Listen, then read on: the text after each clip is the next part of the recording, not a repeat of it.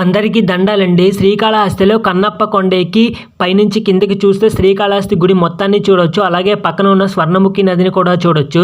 స్వర్ణముఖి నది తిరుపతి, చంద్రగిరి మధ్యలో తొండవాడ సమీపంలో ఉన్న కొండ ప్రాంతంలో పుట్టి దాదాపు 100 మైళ్ళు ప్రవహించి బంగాళాఖాతంలో కలుస్తుంది.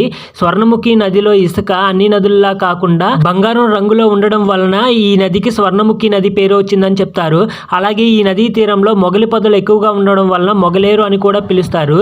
దూర్జటి మహాకవి తను రాసిన శ్రీకాళహస్తీశ్వర మహాత్యంలో ఈ నదిని మొగలేరు అనే ప్రస్తావించారు. పురాణాల ప్రకారం శ్రీకాళహస్తిలో శివుని పూజించడం కోసం అగస్త్య మహర్షి తపస్సు చేసి ఈ నదిని తీసుకొచ్చినట్లుగా తెలుస్తుంది. అంటే గంగా నదికి భగీరథుడు, గోదావరి నదికి గౌతమ మహర్షి ఎలాగో స్వర్ణముఖి నదికి అగస్త్య మహర్షి ఆ విధంగా అనమాట. ప్రస్తుతం ఈ నదిలో నీళ్లు చాలా తక్కువగా ఉంటున్నాయి. వర్షపాతం తక్కువగా ఉండడం వలన ఒకప్పుడు ఈ నదిలో తెప్పోత్సవం నిర్వహించేవారంట శివపార్వతులకి. కానీ ఇప్పుడు ఆ పరిస్థితులు అయితే లేవు. ఓం నమ శివాయ.